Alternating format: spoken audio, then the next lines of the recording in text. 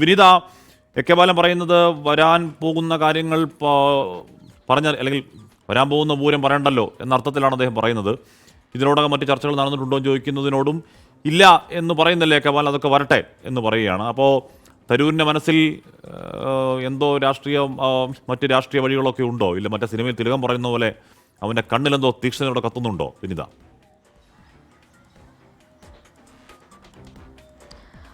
ഹഷ്മി, തീർച്ചയായും നിലവിൽ അദ്ദേഹം തന്നെ തുറന്നു പറഞ്ഞിരിക്കുന്നു. പാർട്ടി തന്നെ പരിഗണിച്ചില്ലെങ്കിൽ തനിക്ക് മുന്നിൽ മറ്റു വഴികളുണ്ട് എന്ന് അദ്ദേഹം തന്നെ തുറന്നു പറഞ്ഞിരിക്കുന്നു. അതായത് ഇനിയും ഇങ്ങനെ അതൃപ്തി തുടർന്നുകൊണ്ട് പാർട്ടിയിൽ തുടരണോ എന്നൊരു കാര്യത്തിൽ അദ്ദേഹം ഏറെക്കുറെ ഒരു തീരുമാനത്തിലേക്ക് എത്തിയിരിക്കുന്നു എന്ന് തന്നെ നമുക്ക് അദ്ദേഹത്തിന്റെ പ്രതികരണത്തിൽ നിന്ന് മനസ്സിലാക്കാൻ കഴിയുന്നുണ്ട്. നേരത്തെ ഞാൻ സൂചിപ്പിച്ചതുപോലെ ഏക ഒരു പ്രതീക്ഷ എന്ന് അദ്ദേഹത്തിന് ഉണ്ടായിരുന്നത് ഹൈക്കമാൻഡാണ്. നിലവിലെ പ്രശ്നങ്ങൾ ഹൈക്കമാൻഡുമായി സംസാരിക്കുമ്പോൾ ആ പ്രശ്നങ്ങൾക്കൊരു പരിഹാരം ഉണ്ടാകും എന്ന് അദ്ദേഹം പ്രതീക്ഷിച്ചിട്ടുണ്ടാകണം. അതിനെ തുടർന്ന് തന്നെയാണ് രാഹുൽ ഗാന്ധിയും ഒക്കെ അദ്ദേഹം കൂടിക്കാഴ്ച നടത്തിയിട്ടുമുണ്ടായിരുന്നത്. പക്ഷേ ആ കൂടിക്കാഴ്ചയിൽ പോലും താൻ നേരിടുന്ന പ്രശ്നങ്ങൾക്ക് പരിഹാരം ഉണ്ടാകുന്നില്ല, അല്ലെങ്കിൽ താൻ ആവശ്യപ്പെടുന്നത് പോലുള്ളൊരു പരിഗണന തനിക്ക് ലഭിക്കുന്നില്ല. സംസ്ഥാന നേതൃത്വത്തിൽ നിന്ന് പോലും ഒരു വലിയ തരത്തിലേക്കുള്ള ഒരു അകറ്റി നിർത്തുന്ന ഒരു നിലപാട് തനിക്ക് താൻ നേരിടുന്നുണ്ടെന്നൊക്കെയാണ് അദ്ദേഹം പറഞ്ഞിട്ടുണ്ടായിരുന്നത്. പക്ഷേ അപ്പോഴും ഈ ഹൈക്കമാൻഡിനെ വിശ്വസിച്ചാണ് അദ്ദേഹം ആ കൂടിക്കാഴ്ചയ്ക്കൊക്കെയായി എത്തിയിരുന്നത്. പക്ഷേ വീണ്ടും അതേ സ്ഥിതിയിൽ തന്നെ തുടരുന്നു. അതായത് വീണ്ടും അതേ അതൃപ്തി തന്നെയാണ് അദ്ദേഹത്തിനുള്ളത്. അതൃപ്തനായി തന്നെ തരൂർ തുടരുകയും കൂടിയാണ്. ഇതിനിടയിലാണ് ഇപ്പോൾ അദ്ദേഹം ഇങ്ങനെ ഒരു പുതിയ ഒരു പ്രസ്താവന കൂടി മുന്നോട്ട് വച്ചിരിക്കുന്നത്. അതായത് ഇനിയും ഇങ്ങനെ തഴയപ്പെട്ട പാർട്ടിയിൽ തുടരാൻ താൻ ഇല്ല എന്ന് തന്നെയാണ് അദ്ദേഹം പറയാൻ വാർത്തകളൊക്കെ ഉണ്ടായിരുന്നു. വിനിത, തരൂർ പറയുന്നുണ്ട് എനിക്ക് ജനം വോട്ട് ചെയ്യുന്നുണ്ട്, എന്നെ ആൾക്കാർക്ക് ഇഷ്ടമാണ്, എൻ്റെ പ്രവർത്തനം ആൾക്കാർക്ക് ഇഷ്ടമാണ്, ഞാനൊരു ജനപ്രിയനാണ്, എനിക്ക് CPM വോട്ട് ആകർഷിക്കാനുള്ള കഴിവുള്ള ആളാണ് ഞാൻ. അതിനോട് ചേർത്ത് പറയുന്നത് കേരളത്തിൽ നേതൃത്വമില്ല എന്ന് പ്രവർത്തകർക്ക് പരാതിയുണ്ട് എന്ന് പറഞ്ഞാൽ ആ നേതൃത്വത്തിന് ഞാൻ അർഹനാണ്, അല്ലെങ്കിൽ ആ നേതൃത്വത്തിന് ഞാൻ ക്ലെയിം ഉന്നയിക്കുന്നു എന്നിപ്പോൾ തരൂർ വരികൾക്കിടയിൽ കൂടി പറയുകയാണോ കേരള കോൺഗ്രസിനോട് അല്ലെങ്കിൽ കേരളത്തിലെ കോൺഗ്രസിനോട് വിനീത? തീർച്ചയായും അതുതന്നെയാണ് തരൂരിന്റെ ആവശ്യം. ഈ സംസ്ഥാന നേതൃത്വത്തിലേക്ക് തന്നെ ഉയർത്തിക്കൊണ്ടുവരണം, തനിക്ക് അവിടെ വ്യക്തമായിട്ടുള്ള ഒരു സ്ഥാനം തനിക്ക് ലഭിക്കണം എന്നുള്ളത് തന്നെയാണ് തരൂരിന്റെ ആവശ്യം. രാഹുൽ ഗാന്ധിയുമായുള്ള കൂടിക്കാഴ്ചയിലും തരൂർ അത്തരം ചില ആവശ്യങ്ങൾ തന്നെയാണ് മുന്നോട്ട് വെച്ചിട്ടുണ്ടായിരുന്നത്. കാരണം താൻ നേതൃത്വത്തിൽ നിന്ന് കൊണ്ടുവന്നിട്ടുള്ള ചില സംഘടനകൾ, ചില സംരംഭങ്ങളൊക്കെ ഉണ്ട്. പക്ഷെ അവിടെയൊക്കെ തന്നെ താൻ തഴയപ്പെട്ടു എന്നാണ് തരൂർ പറയുന്നത്. സംസ്ഥാന നേതൃത്വം പല തീരുമാനങ്ങൾ പോലും താനുമായി ആലോചിക്കുകയോ അല്ലെങ്കിൽ താനുമായി ചർച്ച ചെയ്യാതെയൊക്കെ സ്വീകരിക്കുന്നു.